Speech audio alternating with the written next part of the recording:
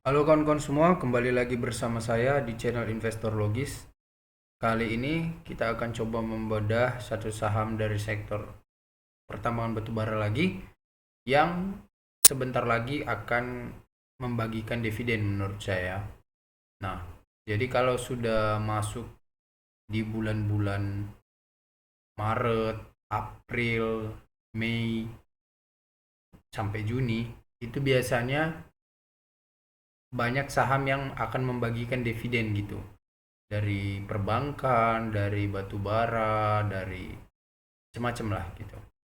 Nah, tapi yang paling kita soroti memang dari sektor batu bara kalau soal dividen. Kenapa? Karena mereka yang paling besar bagi dividen ya. Jadi di Indonesia ini di IHSG ini, indeks saham gabungan kita ini, kalau untuk kita tipe dividen value investor atau orang yang berinvestasi mengharapkan dividen itu memang didominasi oleh perusahaan-perusahaan pertambangan batubara yang bagi dividen besar-besar gitu.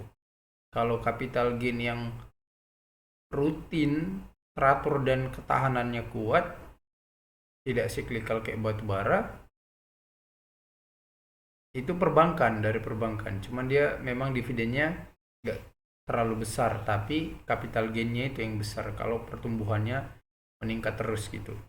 Nah, sekarang kita mau bahas satu saham dari sektor batubara, yaitu saham PTBA.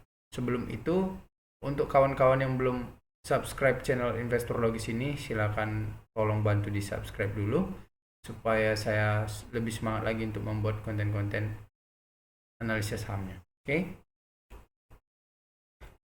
Nah, yang pertama kita mau bahas saham PTBA. Saya selalu kalau misalnya analisa itu stock bid dulu gitu untuk screening awal gitu. Nah, PTBA ini pertambangan Bukit Asam ya naik 10 poin atau 0,39% di perdagangan hari Selasa ya. Selasa ini tanggal 28. Oh, tanggal 27 Selasa. Sekarang udah 28 ya. Nah, kenapa harganya naik? Menurut saya karena harga batubara naik hari ini ya. Batubara.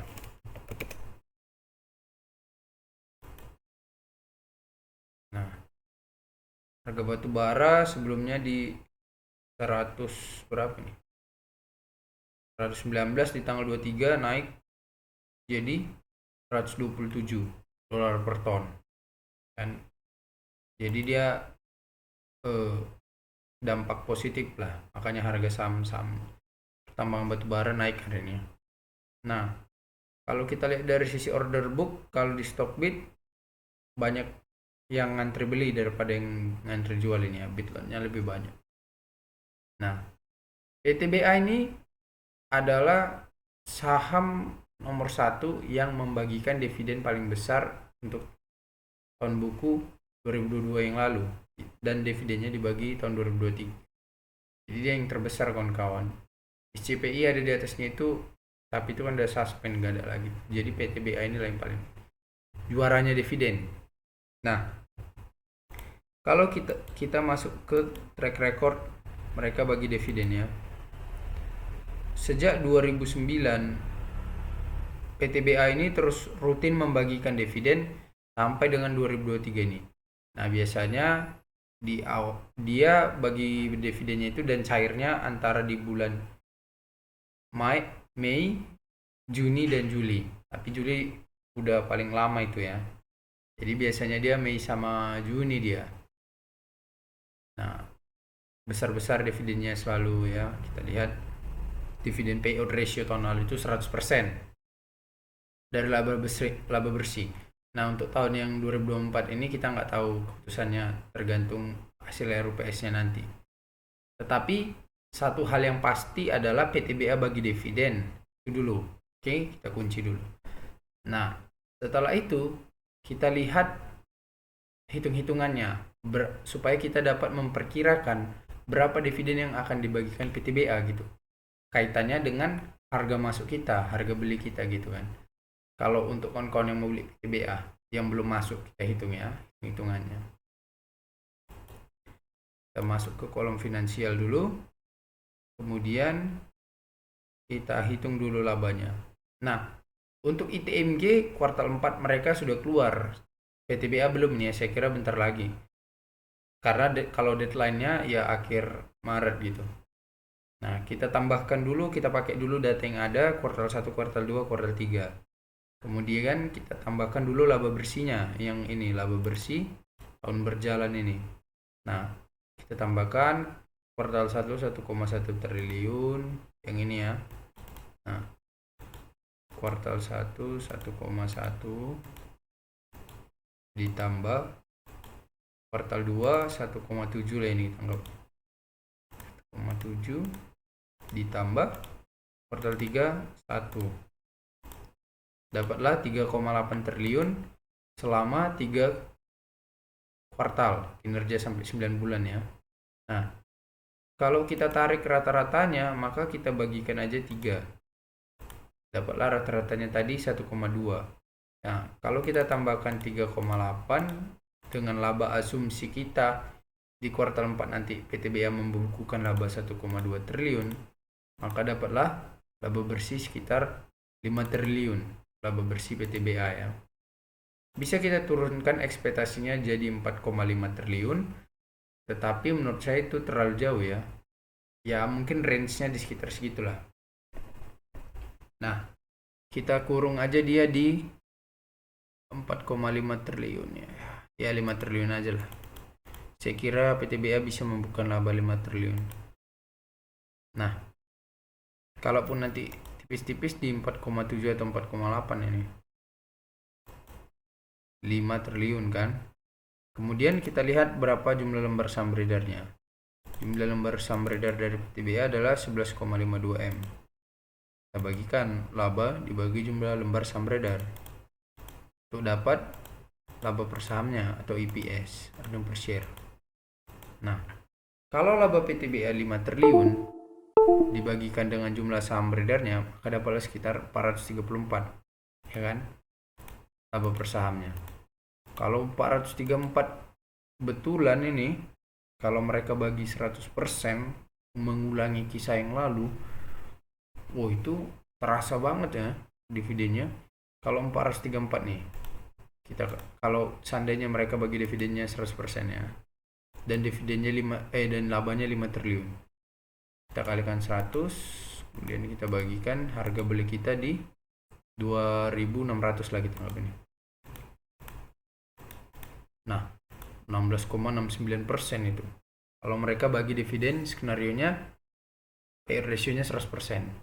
Tapi menurut saya peluangnya kecil kawan-kawan. Karena gimana ya? Tahun lalu dibagi 100, kalau bagi 100 lagi, saya acungi jempol lah untuk PTBA. Tapi saya kira saya nilai konservatif aja di 70-80% dividen payout ratio-nya. Jadi kita coba dulu yang 70% ya. Nah, ini tadi 434 ini laba per sahamnya yang udah kita hitung tadi. Laba dibagi dengan jumlah lembar saham beredar. Nah, kalau 70% mereka tetapkan payout ratio-nya, maka dividennya akan kisaran di 303.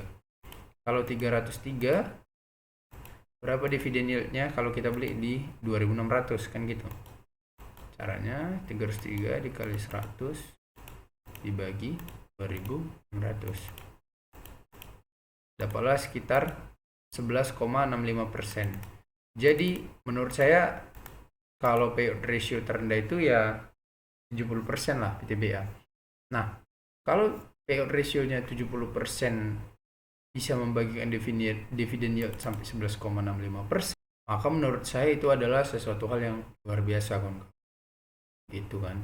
Karena besar itu 11,65%. Siapa yang mau kasih cashback sebegitu besar kalau kita dalam beberapa bulan kan? Nah, kalau skenario-nya tadi 80%, 434 laba per saham dikali 80%, maka kita dapat dividen sekitar 347. Kalau 347 berapa persen dividen yieldnya kalau kita masuk di harga 2.600 347. Sorry kawan-kawan, mouse-nya suka gila nih. 434 dikali 80% dapat 347. 347 dikali tadi udah dapat 80% ya, asumsinya 347 dikali 100 untuk ngecek dividen yield kita dibagi 2.600 harga beli, maka dividen kita di kisaran 13,3% kalau dividen payout ratio-nya 80%. Jadi menurut saya serendah-rendahnya kita bisa dapat dividen itu di payout ratio 70% dengan asumsi laba 5 triliun, maka kita bisa dapat dividen sekitar tadi itu ya, dividen yieldnya sekitar 11,30%an gitu. Jadi itu masih untung juga, masih banyak, besar juga itu kawan-kawan. Kalau capital gain-nya saya kira kalau nanti sudah muncul berapa kepastian pembagian dividennya, maka harga sahamnya akan naik juga.